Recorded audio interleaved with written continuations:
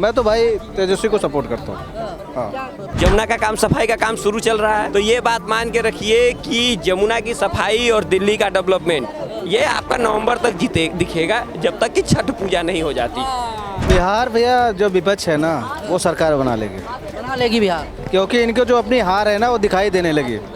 इस बार बिहार में जिस पार्टी की बहुमत से सरकार बनेगी, जिस पार्टी की, उसका लीडर आने वाले समय में भारत की दावेदारी करेगा। हो सकता है वो लालू यादव का 9वीं फेल भी हो सकता है, कोई PhD भी हो सकता है।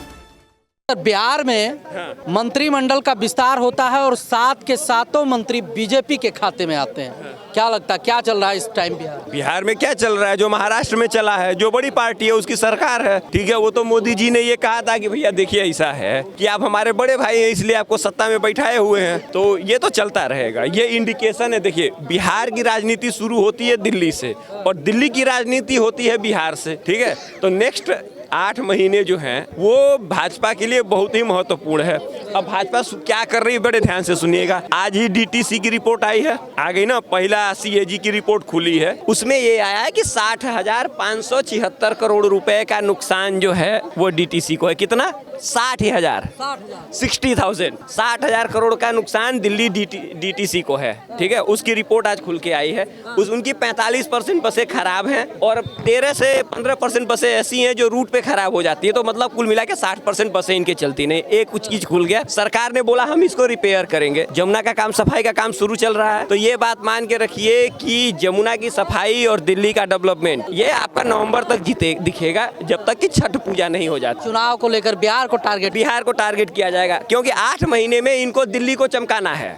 और उसके चूंकि दिल्ली जो है बिहार से गवर्न होगी और बिहार जो दिल्ली से गवर्न होगा, तो ये चमक दमक जो डेवलपमेंट है उसके भरोसे भाजपा वाले बिहार का चुनाव जीतेंगे। लेकिन एक बात, रुक जाए, मेरी एक बात नोट कर लीजिए। इस बार बिहार में जिस पार्टी की बहुमत से सरकार बनेगी, जिस पार्टी की, उसका लीडर आने वाले समय में भारत की दावेदारी करेगा।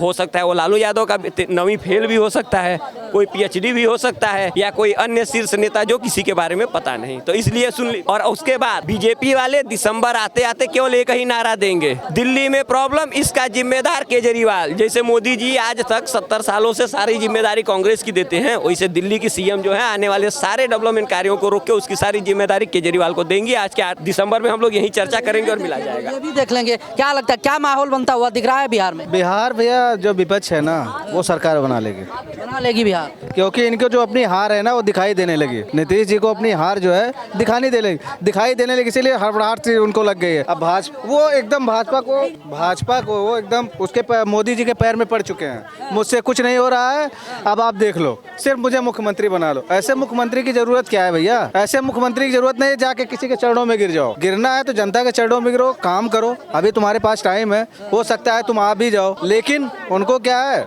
जाके सिर्फ मोदी जी के चरणों में गिरना है।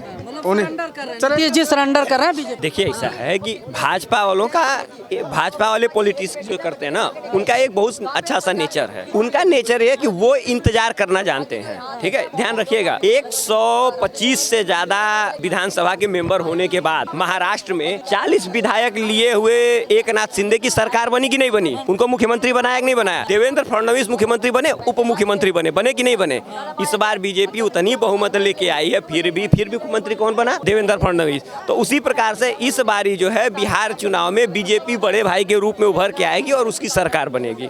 और इस बारी हो सकता है कि सेफ एग्जिट देने का जो सिस्टम है बीजेपी में, हो सकता है धनखड़ जी का कार्यकाल खत्म होने को है, ठीक है, तो उनकी जगह पे नीतीश कुमार को बैठाया जाए, उससे डबल फायदा होगा। एक जो जातिगत जनगणना वाली बात हो रही है, उसको काउंटर करने के लिए नीतीश कुमार को एक राष्ट्रपति उपराष्ट्रपति के पद पे बिठाना, ये जो है इस राजनीति को लास्ट वो कफन जो होता है, अरे ताबूत का लास्ट किल हो जाएगा। ये बात मान के रखिए। बीजेपी बना रही है सरकार बिहार में। देखा, बीजेपी का काम है ना, वहाँ जो है उनको क्या चाहिए, उनको सत्ता का, उनको मलाई चाहिए बस। क्या विकास किया बताओ?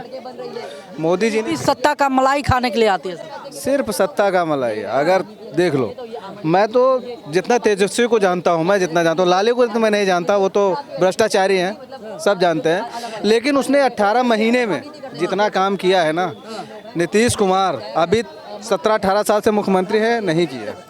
उसका 18 महीने का काम दिखता है। मैं तो भाई तेजस्वी को सपोर्ट करता हूँ। हाँ 18 महीने में किया क्या था? भाई, घोटाले और जितने फ्रॉड की चीजें हैं सब लालू घरा क्या भाई, उनका परिवार क्या था उसको छोड़ दो, मैं उसकी बात नहीं कर रहा हूँ, लेकिन उसने एजुकेशन पे काम किया, एजुकेशन पे काम किया।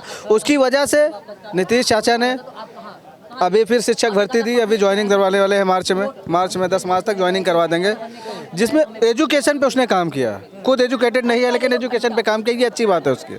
रही बात सत्ता परिवर्तन होना चाहिए तभी विकास होगा। सत्ता परिवर्तन की ओर है। नहीं, मैं तो आपको बार बार ये बात दोहरा रहा हूँ कि जो बहुमत से बीजेपी जो सरकार बनाएगा, चाहे तेजस्वी यादव हो, चाहे भाजपा हो, चाहे लालू यादव हो, वो भारत के शीर्ष पे बैठेगा। अगर तेजस्वी यादव इस बार बिहार में करामात करके बिहार में अपनी सरकार बनाते हैं तो उनको ये अच्छे से मालूम है कि आज की डेट में मैं उन सिस्टम पे जीत नहीं सकता जिस पे हमारे माँ बाप चला करते थे, ठीक है। क्योंकि बिहार में प्रॉब्लम ये है कि हमारे यहाँ हर चीज़ पे एक चीज़ ध्यान दिया जाता है, आपका खानदान हमेशा जज किया जाएगा आपके बाप के नाम से, आपका क्या है नहीं कोई देखेगा। अगर आप अमीर भी हो जाते हैं तभी लोग कहेंगे यार छोड़ो, वो तो उसका बाप तो गरीब था। तो अपने बाप का फ़ायदा अगर तेजस्वी यादव का मिल रहा है, ठीक है, तो बुरे कर्म कौन मैं थोड़ी लूँगा। और लालू यादव ने जो एक्सपोजिंग की है ना, सबसे बड़ी गलती उन्होंने की, कहा कि महाकुंभ जो है, आप बताइए 65 करोड़ लोग स्नान करके आए कि नहीं आए? 65 करोड़ लोग आए, सबकी आस्था जुड़ी है। अब वो मीम वायरल हो रहा है ना कि अब जान लीजिए गलत वर्ड हो जाएगा, बट ये है कि अपने पे आई तो मैं हनुमान मंदिर जाऊंगा। क्या हुआ? अपने पे आई तो मैं हनुमान मंदिर जाऊंगा, तुम्हारे पे आई तो मैं तुमको ज्ञान दूंगा। अरे वो तो बेकार चीज़ है, वहाँ नहीं जाना चाहिए। तो ये जो हिपोक्रेसी है उनकी, वो शामिल सबके सामने आई है और बार बार लोगों को ये रिपीट हो रहा है कि अपने जेल से आए तो हनुमान मंदिर गए, हम कुंभ स्नान गए तो हमारा मजाक उड़ा रहे हैं। राजनीतिक फायदे के लिए बार बार क्यों नहीं गए?